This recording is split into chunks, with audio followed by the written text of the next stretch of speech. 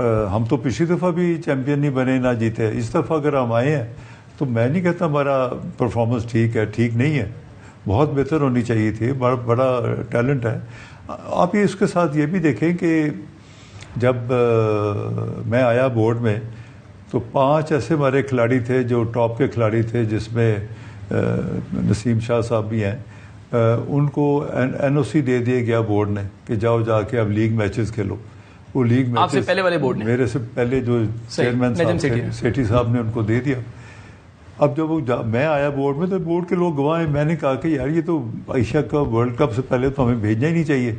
उन्होंने कहा जी इनको तो एनओसी पहले चेयरमैन साहब दे चुके हैं, उनके कॉन्ट्रैक्ट्स भी हो गए हैं, अब उनको अब तो नहीं रोक सकते। तो फिर मुझे वो कड़वा घूंट पीना पड़ा। मुझे ये डर था, ख़तरा था कि हमारे जो मेन प्लेयर्स अगर ज़ख्मी होके या इंजर्ड होके या फटीग्ड हो गए तो वे विल बी स्टैंड। तो वही हुआ कि जैसे हम आगे एशिया कप में आए और एक मैच हमने कैंडी में खेला, उसके बाद पता चला जी 4-5 खिलाड़ी हमारे बिल्कुल हो गए हैं। और ये बात तो उस वक्त भी सामने आई जब इधर हमने एक मीटिंग की थी जिसमें बोर्ड के जितने कोचेस भी थे, कैप्टन, वाइस कैप्टन, सिलेक्टर, और मैंने उसमें 2 हमारे मायानाज क्रिकेटर हैं, मिसबा और हफीज़, उनको भी बुलाया था। नाजरीन, वीडियो की मज़ीद तफसील में जाने से पहले आपसे गुजारिश है कि हमारा चैनल सब्सक्राइब करने के साथ बेल आइकन भी प्रेस कर लें ताकि आपको सबसे पहले हमारी वीडियोस मिलती रहें। और उनके सामने बात हुई, सब ने, कोचेज़ ने, सब ने बताया कि हमारी टीम फटीक थी प्लेइंग ओवर क्रिकेट।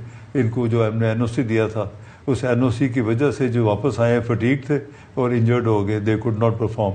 तो जिसकी वजह से जब हमारा कोलंबो में हुआ तो हमारी टीम नीचे बैठ गई। तो आप ये समझते हैं कि नजम सेठी ने जो एनओसी दे दी थी, जिसमें शाहीन थे, हारिस थे, गालिबन शादाब थे, उसमें नसीम शाह थे, खुद बाबर आजम थे, तो वो गलत फैसला था? वो पाकिस्तान को इस टाइम कॉस्ट कर रहा है। पाकिस्तान को कॉस्ट किया, एशिया कप में भी कॉस्ट किया, वर्ल्ड कप में भी किया। अभी नसीम शाह तो अभी भी एक बहुत अच्छा बॉलर है हमारा। वो अभी भी आप देखें बरतानिया में उसकी सर्जरी हो रही है और अल्लाह ताला ने उसको सेहत दी है और माशाल्लाह रिकवर कर रहा है। बट अल्लाह उसको ज़िंदगी और सेहत दे। तो वो ये भी हो रहा है और ये हमने सफ़र किया बिकॉज ऑफ बैड डिसीजंस। ये सब चीज़ें आती है मैनेजमेंट से। बोर्ड के चेयरमैन या ये कोई खुद बल्ला पकड़ के तो हम ग्राउंड में नहीं जाते। वो तो ज़ाहिर टीम परफॉर्मेंस तो टीम का या उनका ही होता है। हमने तो, हमारा रोल होता है कि board should be fully behind the national team, उसको फुल सपोर्ट दे।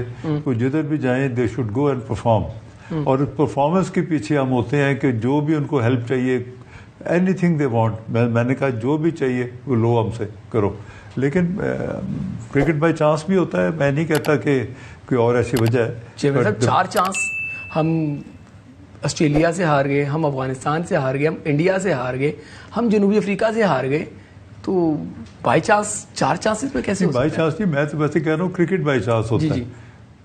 मुझे भी दुख है इस पे कि 4 उस पे जो मैचेस हारे हैं, नहीं हारने चाहिए थे, हमें जीतने चाहिए थे। हम जीतने के पोजीशन में थे और हो सकते थे अगर हमारे वो 5 खिलाड़ी जो ज़ख्मी होके, इंजर्ड होके, फटीग होके चले गए, वो भी हमारी टीम में होते तो हमारी टीम काफ़ी बेहतर होती है। और इंशाल्लाह खिलाड़ी तो एक सिर्फ नसीम शाह बाहर हुए ना, बाकी तो टीम के बाकियों की परफॉर्मेंस नहीं रही ना। जब फटीग्ड हुए तो वो भी उनका भी लेवल डाउन हो गया। अस्सलाम वालेकुम, welcome to daily Urdu sports.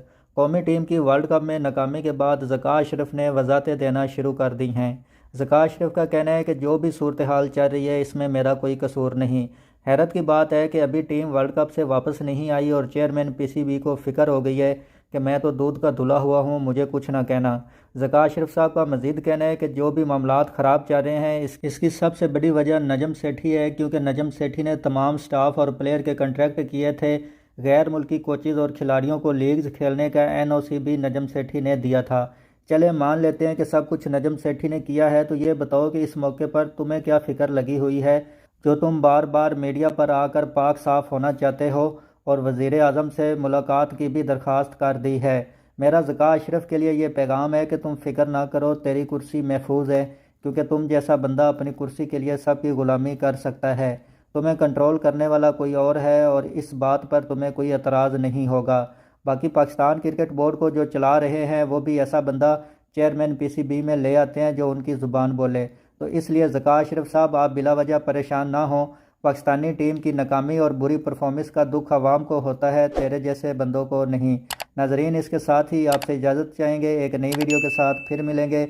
अपना बहुत ख्याल रखिएगा। अल्लाह हाफिज़।